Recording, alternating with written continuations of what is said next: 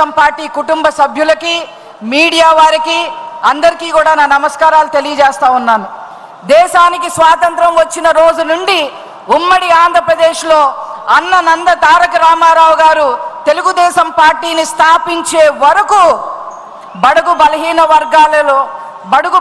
వర్గాలు బానిస వర్గాలుగానే మిగిలిపోయాయి. తెలుగుదేశం పార్టీ ఆవిర్భవించిన తర్వాత బడుగు బలహీన వర్గాలకి గ్రామ స్థాయి నుంచి వార్డు సభ్యుల నుంచి ఎంపీటీసీలుగా, జెడ్పీటీసీలుగా, ఎమ్మెల్యేలుగా, ఎమ్మెల్సీలుగా, ఎంపీలుగా, లోక్సభ స్పీకర్ల వరకు ఎందరో బలహీన వర్గాల వారికి రాజ్యాధికారం వచ్చింది అంటే అది మన తెలుగుదేశం పార్టీ యొక్క పుణ్యమే అని చెప్పి ఈ సందర్భంగా నేను మనవి చేస్తా ఉన్నాను. స్వర్గీయ నందమూరి తారక రామారావు గారు వేసిన బీసీ వర్గాల విత్తనాన్ని మొక్కగా కాపాడుకుంటూ ఒక వృక్షంగా మార్చి ఈరోజు 90% వరకు బీసీలని మరి నాయకులుగా చేసిన ఘనత మన నారా చంద్రబాబు నాయుడు గారిది. అదేవిధంగా బీసీ వర్గాలు అదృష్టం నిజంగా చేసుకున్నాయి. ఎందుకంటే మరి బీసీ వర్గాల ఈ మహావృక్షానికి గౌరవనీయులు నారా లోకేష్ గారు ఒక రక్షణ కవచంగా నిలవడం జరిగింది. ఎక్కడైనా దేశంలో ఏ పార్టీకైనా ఈ వేదిక మీద మీరు చూస్తే తెలుస్తుంది, ఇంతమంది బీసీలకు సంబంధించిన నాయకులు దేశంలో ఏ పార్టీకి కూడా ఉండరు అని చెప్పి చాలా గర్వంగా ఈ సందర్భంగా నేను తెలియజేస్తా ఉన్నా. ఇకపోతే ఇదే కడప జిల్లా ఒక వ్యక్తి రాజకీయాల్లోకి వచ్చారు. రాజకీయ ముసుగుల్లో బీసీలని నాశనం చేశారు, హత్యలు చేశారు. అధికారంలోకి ఒక్క ఛాన్స్ పేరుతో అధికారంలోకి వచ్చి మరి బీసీలందరినీ తన ఇంటి బంట్రోతులుగా మార్చే ప్రయత్నం చేశారు. అతను ఒక డేరా రెడ్డి, ఒక ఉన్మాది కిమ్ రెడ్డి, ఒక మహమ్మద్ గోరి అని చెప్పక తప్పదు. అతను హిట్లర్ మాదిరి మరి పరిపాలన చేసి బీసీలందరినీ కూడా నాశనం చేయటమే కాకుండా బీసీ పథకాలన్నిటిని కూడా రద్దు చేయడం జరిగింది. అలా కనుక తీసుకున్నట్లయితే కొన్ని విషయాలు నేను చెప్పదలుచుకున్నాను.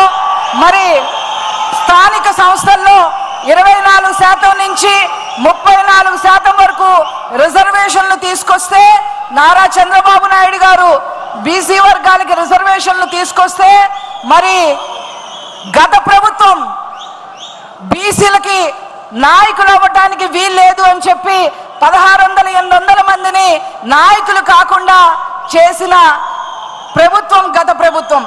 అదేవిధంగా నారా చంద్రబాబు నాయుడు గారు చేతి వృత్తులకి మరి ఆశాజనకంగా ఉంటుందని ఆదరణ పథకం తీసుకొస్తే దాన్ని నిట్ట నిలువున రద్దు చేసిన ప్రభుత్వం గత ప్రభుత్వం.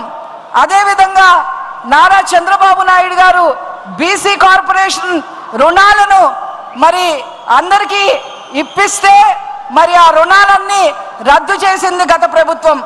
అదేవిధంగా 100 కోట్ల సప్లా నిధులుగా మరి తీసుకొచ్చి బీసీలను నారా చంద్రబాబు నాయుడు గారు ఉద్ధరిస్తే మరి అవన్నీ దారి మళ్లించింది గత ప్రభుత్వం. అదేవిధంగా చంద్రబాబు గారు మొదలుపెట్టిన బీసీ భవనాలు కానీ, కమ్యూనిటీ హాల్ను కానీ ఏవి కూడా గత ప్రభుత్వం ముందుకు తీసుకెళ్లలేదు. విదేశీ విద్య సైతం మరి పక్కన పెట్టింది గత ప్రభుత్వం. మరి అంతేకాకుండా 30 పైన నారా చంద్రబాబు నాయుడు గారు ఏవైతే బీసీల కోసం పథకాలు తీసుకొచ్చారో వాటన్నిటినీ రద్దు చేసింది గత ప్రభుత్వం. ఇదిగో నా దగ్గర ఈ పేపర్ ఉంది.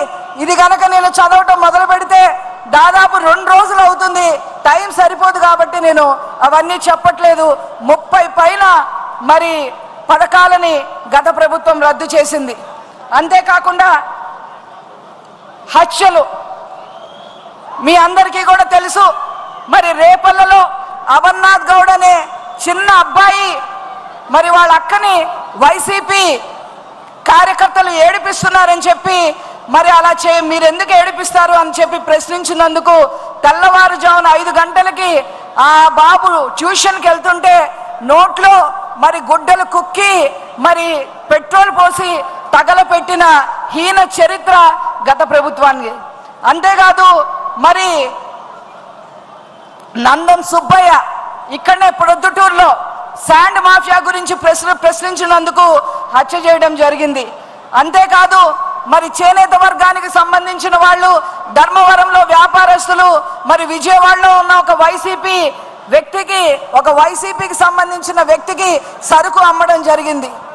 కానీ వాడు 1 సంవత్సరం 2 సంవత్సరాలైనా ఆ సరుకుకి డబ్బులు ఇవ్వలేదు. డబ్బులు ఎప్పుడు ఇస్తావు అని చెప్పి చేనేత వర్గానికి సంబంధించిన ధర్మవరం వ్యాపారస్తులు ఆ వైసీపీని వ్యక్తిని అడిగితే, నా వెనక నాయకులు ఉన్నారు, నీకు డబ్బులు ఇవ్వాల్సిన అవసరం మాకు లేదు అని చెప్పి ఆ చేనేత వ్యాపారస్తుల్ని మరి వాళ్ళని హీనంగా చూసి నగ్నంగా కూర్చోపెట్టి వీడియో తీసి బయటికి వదిలారు. ఆనాడు నాకు బాగా గుర్తుంది, చేనేత వాళ్ళకి ఆ అన్యాయం జరిగినప్పుడు నారా లోకేష్ గారు నన్ను ధర్మవరం పంపించారు, వాళ్ళని పరామర్శించి రమ్మని, ధైర్యం చెప్పమని, ఖచ్చితంగా మనమందరం అండగా ఉంటామని సందేశం ఇచ్చి రమ్మని చెప్తే వారు చెప్పిన మీదట వారి ఆదేశాల మేరకు నేను హుటాహుటిన వెళ్ళడం జరిగింది. ఈ విధంగా మరి బీసీలని 74 మంది పైన హత్యలు చేసిన హీన చరిత్ర గత ప్రభుత్వానికి. ఇక కూటమి ప్రభుత్వం వచ్చిన తర్వాత మీ అందరికీ కూడా తెలిసిందే, చేనేతకి అండగా నిలిచేందుకు 200 యూనిట్ల నుంచి 500 యూనిట్ల వరకు ఉచిత విద్యుత్ ఇవ్వటమే కాకుండా జిఎస్టీని కూడా రద్దు చేయడం జరిగింది. నాయి బ్రాహ్మణులకు ప్రత్యేక స్థానం ఇవ్వడం జరిగింది. దేవాదాయ కమిటీల్లో వారిని బోర్డు మెంబర్గా తీసుకోవాలని నిర్ణయం చేయడం జరిగింది. మరి 217 జీవోని రద్దు చేసి మరి మత్స్యకారులకి అండగా నిలిచింది. నారా చంద్రబాబు నాయుడు గారు ఒక్క రోజులో 259 కోట్ల రూపాయలు వెచ్చించి మరి వేటకెళ్ళని వారికి 20,000 చొప్పున మత్స్యకారులందరికీ కూడా పంచడం జరిగింది. ఆ విధంగా కూటమి ప్రభుత్వం బడుగు బలహీన వర్గాలని మరి అండగా నిలుస్తూ ఉంది. వారిని అభినందిస్తూ ఈ తీర్మానాన్ని మీరందరూ ఆమోదించవలసిందిగా కోరుకుంటున్నాను.